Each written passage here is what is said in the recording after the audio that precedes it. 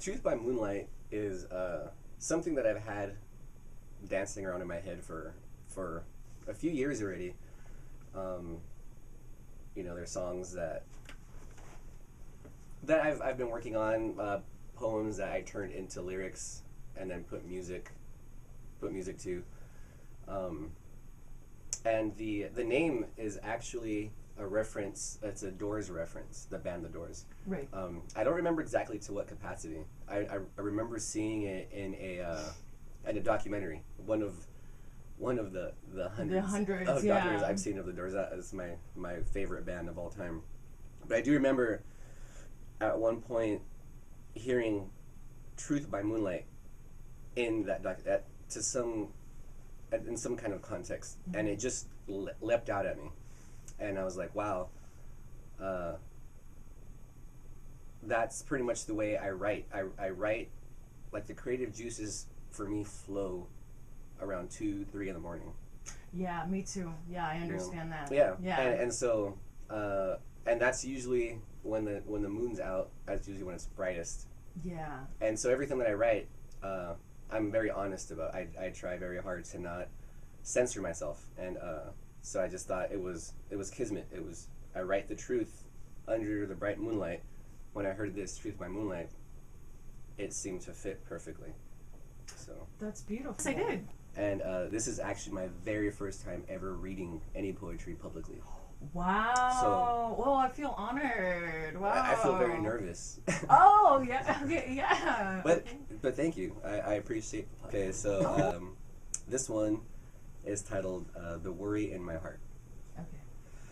Okay. The worry in my heart is stronger in the sunlight, when the smiling faces are out with their lively conversations. I prefer the light of the neon sign from my neighborhood bar.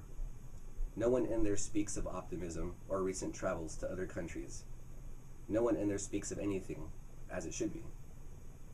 The worry in my heart makes me feel foolish, but not alone, because there is always a witness to the things that we do. Regardless of dark alleyways and barbed wire fences, regardless of shadowy back streets and blinking street lamps, someone or something is always watching. The worry in my heart is also hollowing most of the time. But when I'm feeling bad, it leaves me be.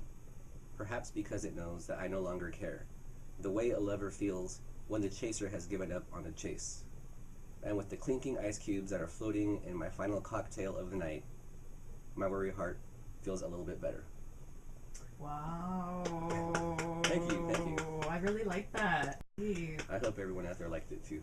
Yeah. So what inspired you to write that poem? Stress. Yeah. Feeling stressed out. Sometimes life can things don't go the way you want them to. I know. And I know about that. yeah. Things don't work out the way you want them to, and you. Let's see. I'll read one from the website that is FCC friendly. This one is called "Asleep." How long have I been sleeping? Where is my smile, my sense of pride? My brain feels bruised and cold, and towards the dark, my thoughts are creeping.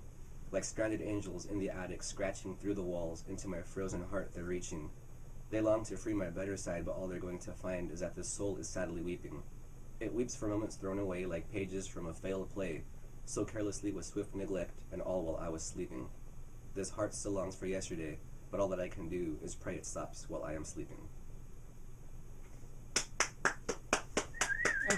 Oh yeah, wait, what is it? Snap? Yeah. Meow. Yeah. Meow. Yeah. Did you want to read one more? Okay. Man, I hope the listeners aren't like over it. They're like, oh, this guy. This bleeping guy. Right? Okay, let's see. Alright. I got one here.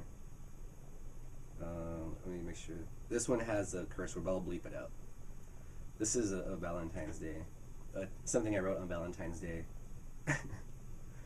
Alright. This Valentine's Day? Yeah.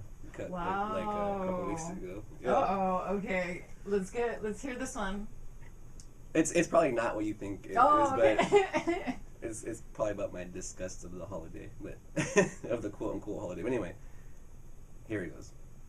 There is loud cackling laughter at the far end of the bar, and it makes me feel violated.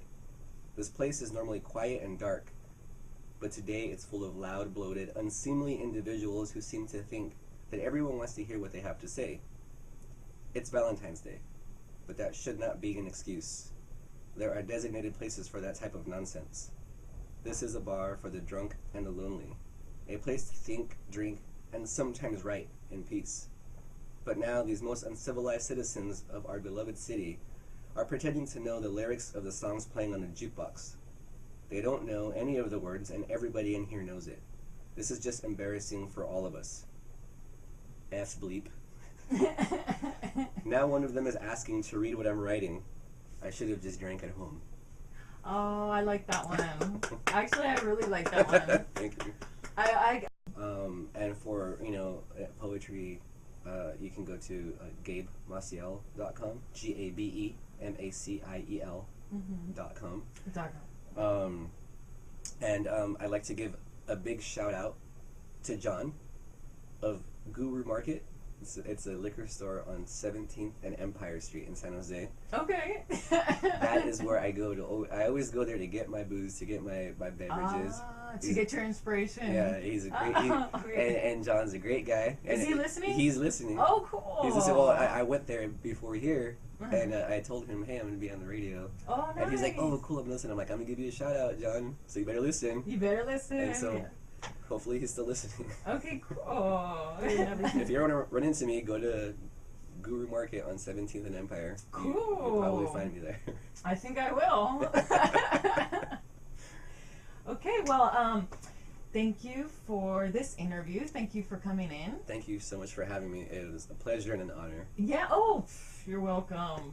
It's likewise pleasure and an honor as well. And I'm going to play some